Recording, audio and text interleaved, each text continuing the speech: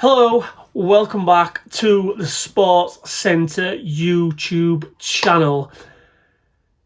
Been away for a week, been snowboarding, come back, and the first video that I am doing, I am regretting to say, is one that hits hard, personally. Trent Alexander-Arnold to Madrid. Was it one of the worst kept secrets in football? I mean, who knows, maybe, I don't know. I'm one of those fans which thought that he would stay. Call me deluded or what, I don't know. But I really thought with some of the things, and you know what, I'm going to dive straight into it. So, there's a lot been spoken, obviously, no secret, Madrid want a Trent.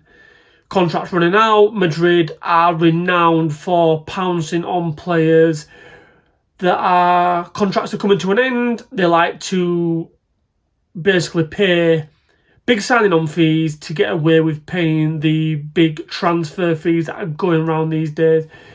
They obviously did it with killing Mbappe, and I'm going to come back to that. But just going on Trent, so there's a little bit of a timeline here that I want to travel down. So take you back. So there's a rumour going round, and again, could be absolute bollocks, we don't know, but there's a strong rumour going round that he's been negotiating this now for a number of years. So with that being said, if Trent has been speaking, Real Madrid have obviously been in, if this is true, so if this is true, Real Madrid have been in Trent's ear now for a couple of years, basically saying, we want you, we probably want to sign you on a free when your contract expires in 2025, and we want to pay you whatever the number is, 20, 30, 40 million pounds as a signing on fee. You need to do us a favour to do this, and you need to run your contract down. Now, I'm not in the camp of where I think Trent owes Liverpool. The guy has given his all. I think he's been at the club for 20 years, I think 19, 20 years, something like that, you know, so he's worked his arse off to get what he's earned money-wise, what he's won trophy-wise, and where he is as a player. So I don't begrudge him the move, but what I do begrudge and what doesn't sit right is if that rumour's true that he's been negotiating this deal for a couple of years now, it's a little bit sneaky. And more for one, I'm coming across a bit of a hypocrite here, but I know he doesn't owe the club anything, but it's your boyhood club, and you kind of fucking Liverpool over to line your own pockets. No, but he's going to be paid handsomely regardless. But you could have easily said to Liverpool, right guys, Real Madrid are in for me. I want to go there, and they don't want to pay a transfer fee, but I want to go there.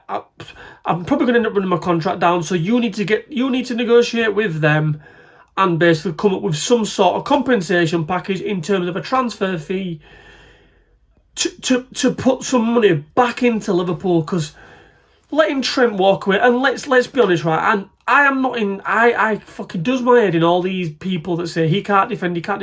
Is he the best defender in the world? No, but what that boy can do with a football at his feet, lots of players cannot do. I said it on a podcast a couple of weeks ago when I was doing the Carabao Cup special. It's Beckham-esque. I dare to say, and I'll get a lot of shit from my new fans here, he's got a right foot better than David Beckham. And there's not many people in football across all the generations, not even in the modern day, there's not many people that have got a right foot even close to David Beckham. So the fact that, and I would argue till the cows come home, that he's as good a passer, if not better, than David Beckham. Trent, I'd argue that. I would really, and I think I'd have a strong argument to win it. But by the by, the boy's a world-class talent, and Liverpool are going to miss him, and you're letting a world-class player go out the door. So all these people that are saying, well, he can't do this and he can't do that, absolute bollocks. What the guy does moving forward outweighs everything that he does in terms of, if a winger runs at him 6 times in a game, he might get beat 40, 50% of those times. Look, fullbacks get beat. Is he blessed with pace? No. I'd argue and say that his defending's actually got better this year because he's playing more in a right-back position rather than when he was under Klopp. He was playing further forward as pretty much in the final third, and even in towards the back end of Klopp's tenure, he was playing in the middle, so he was getting caught out of position more. So you did see him making these recovery runs all the time and you know, trying to get back because he found himself out of position. He's not really out of position that much anymore.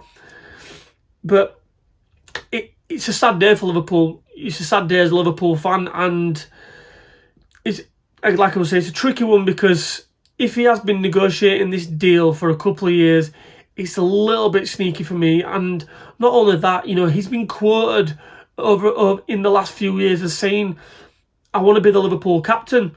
Well, I'm not being funny, bro. You would have been the Liverpool captain in probably the next, let's say, 2 years?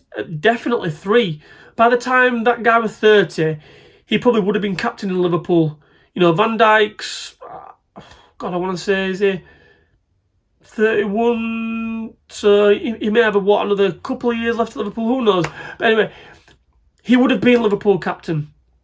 And yes, I know the lure of Madrid, and he probably, arguably, should have won more with Liverpool than what he has already. He's won everything, but you know, if it wasn't for the Man City juggernaut, he would have won a hell of a lot more trophies at Liverpool. So it's a difficult one. But what I will be concerned about, and I think the timing of this, I know it's not been officially been announced, but I think the timing of this is interesting because he's currently injured at the moment. There's a potential that he may have played his last game for Liverpool already. And with this news coming out, I think he has, because he'll know the vibe around Liverpool. He'll get a sense of, and more so Liverpool. You know, I know a fair few Liverpool fans, and I think it hits home harder with them because, you know, he represents them. You know, he's the Scouser in the team. We literally have a song that says that. You know, we sing that on the terraces, the Scouser in the team. And I think anyone who comes from that area, you see a bit of yourself in Trent or any of the, you know, even Curtis to a degree, you know, the homegrown players. So I think being from Liverpool it'll hurt more than, say, the likes of myself that, you know, I'm not from Liverpool. Obviously, I go to the games every week, but I'm not actually from Liverpool. So I think it will hurt the city more than it will the fans that come from outside of the city. But the vibe around the stadium now will be interesting if he, let's say for instance, he becomes fit for the last, I don't know, maybe 3 or 4 games of the season, which there's a strong possibility, maybe even more. Will he play now? Will Slot strip him of the, because he's our vice captain. Let's not forget that he's our vice captain. Will he get stripped of that? And also, I'm saying this now on there's a strong possibility that the title's already wrapped up for Liverpool. You know, unless an absolute car crash happens, Liverpool should be Premier League champions come the end of the season. How's he going to be treated when he lifts that trophy? When that title is getting lifted in Anfield and all those players are lifting, it's like, way. When it comes to Trent, there's going to be a very, very split atmosphere. There's going to be animosity. There's going to be bitterness. There will be people that will wish him well. And look, I think once the dust settles, a lot of people will wish him well and say, look, you gave your all for the club. You won everything.